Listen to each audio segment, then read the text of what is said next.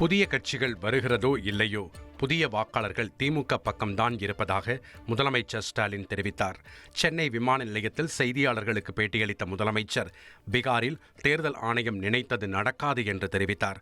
கருத்து கணிப்புகளை மிஞ்சி திமுக அமோக வெற்றி பெறுவது உறுதி என்றும் குறிப்பிட்டார். யார் எப்படிப்பட்ட சதி செஞ்சாலும் அதை முறியடிக்கிற வல்லமை தமிழ்நாட்டுக்கு உண்டு. ஏன் பீகாரில் கூட தேர்தல் ஆணையம் நினச்சது நடக்காது. உண்மையாக நான் போயிட்டு வந்த அனுபவத்தில் சொல்கிறேன்.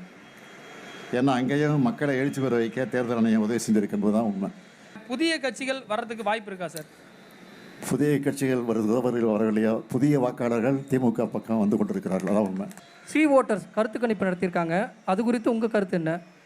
எந்த கருத்து கணிப்பு இருந்தாலும் எல்லா கருத்து கணிப்புகளையும் மிஞ்சி ஒரு அமோக வெற்றி தான் திமுக கூட்டணி பெறப்போகுது, அதில் எந்த சந்தேகமும் இல்லை.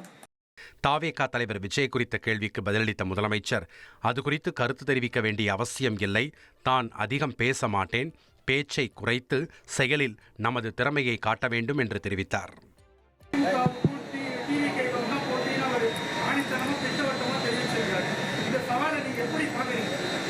நான் அதிகம் பேச மாட்டேன், இதுக்கெல்லாம் பேச வேண்டிய அவசியம் இல்லை, பேச்சை குறைத்து செயலில் நம்முடைய திறமையை காட்டணும், அவ்வளோதான் என்னுடைய கருத்து.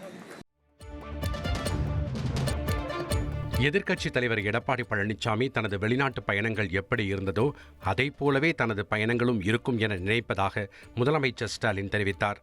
தமிழ்நாட்டிற்கு வெளிநாட்டு முதலீடுகளை ஈர்க்க ஜெர்மனி மற்றும் இங்கிலாந்து நாடுகளில் முதலமைச்சர் ஸ்டாலின் ஒரு வார காலம் அரசு முறை பயணம் மேற்கொள்கிறார். இதற்காக ஜெர்மனி புறப்பட்டுச் சென்ற முதலமைச்சருக்கு சென்னை விமான நிலையத்தில் திமுக அமைச்சர்கள் மற்றும் நிர்வாகிகள் வழி அனுப்பி வைத்தனர். முன்னதாக விமான நிலையத்தில் செய்தியாளர்களுக்கு பேட்டியளித்த முதலமைச்சர், வாய்ப்புகளை உருவாக்கும் மாநிலமாக தமிழகம் திகழ்ந்து வருவதாக தெரிவித்தார். திமுக ஆட்சி பொறுப்பேற்ற பின்னர் இதுவரை 10,62,200 கோடி ரூபாய் முதலீடுகள் ஈர்க்கப்பட்டுள்ளதாகவும் 32 லட்சம் பேருக்கு வேலைவாய்ப்பு உறுதி செய்யப்பட்டுள்ளதாகவும் குறிப்பிட்டார். வெளிநாட்டு பயணம் குறித்த எடப்பாடி பழனிசாமியின் விமர்சனத்திற்கும் பதிலளித்தார்.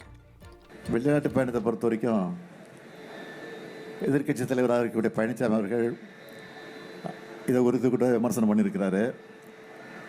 பழனிசாமியை பொறுத்த வரைக்கும் தன்னுடைய பயணங்கள் எப்படி இருந்துச்சோ அப்படித்தான் இந்த பயணங்கள் இருக்கும்னு நினைக்கிறாரு. ஆனால் நான் கையெழுத்து போடக்கூடிய அளவுக்கு அனைத்து ஒப்பந்தங்களும் நடைமுறைக்கு வந்திருக்கு.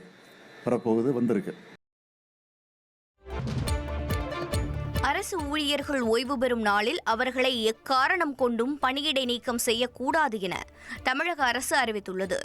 அரசு ஊழியர்கள் தவறு செய்யும் பட்சத்தில் அவர் ஓய்வு பெறும் நாளில் பணியிடை நீக்கம் செய்யப்படுவதால் ஓய்வூதியம் உள்பட பண பலன்களை பெறுவதில் சிக்கல் ஏற்படுகிறது. இதை களையும் வகையில் தமிழக அரசு வெளியிட்டுள்ள அரசாணையில் ஓய்வு பெறும் நாளில் அரசு ஊழியரை பணியிடை நீக்கம் செய்வதை தவிர்த்து 3 மாதங்களுக்கு முன்பே உரிய முடிவை எடுக்க வேண்டும் என அறிவுறுத்தப்பட்டுள்ளது. மேலும் விசாரணை, நடவடிக்கை ஆகியவற்றுக்கு உரிய கால அளவை ஒழுங்கு நடவடிக்கை குழு பின்பற்ற வேண்டும் என்றும், சம்பந்தப்பட்ட அரசு ஊழியர் ஓய்வு பெறுவதை கருத்தில் கொண்டு அவர் தரப்பு விளக்கத்தை அளிக்க வாய்ப்பு வழங்க வேண்டும் என்றும் தமிழக அரசு அறிவுறுத்தியுள்ளது. இந்த செயல்பாடுகள் அனைத்தும் எழுத்துப்பூர்வமாக பதிவு செய்யப்பட வேண்டும் என ஒழுங்கு நடவடிக்கை குழுவுக்கு தமிழக அரசு உத்தரவிட்டது. ஒருவேளை 3 மாதங்களுக்கு முன்பே துறை ரீதியான நடவடிக்கைகளை முடிக்க இயலாத பட்சத்தில் நிர்வாக ரீதியான தாமதத்தை கருத்தில் கொண்டு சம்பந்தப்பட்ட ஊழியரை ஓய்வு பெற அனுமதிக்க வேண்டும் என தமிழக அரசு தெளிவுபடுத்தியுள்ளது. இனி செல்லும் இடமெல்லாம் செய்தி. தந்தை டிவியின் வாட்ஸ்அப் சேனலை ஃபாலோ பண்ணினா செல்ல இருக்கும் இடமெல்லாம் செய்தி. இதோ QR கோட், இப்பவே ஸ்கேன் பண்ணுங்க, ஃபாலோ பண்ணுங்க.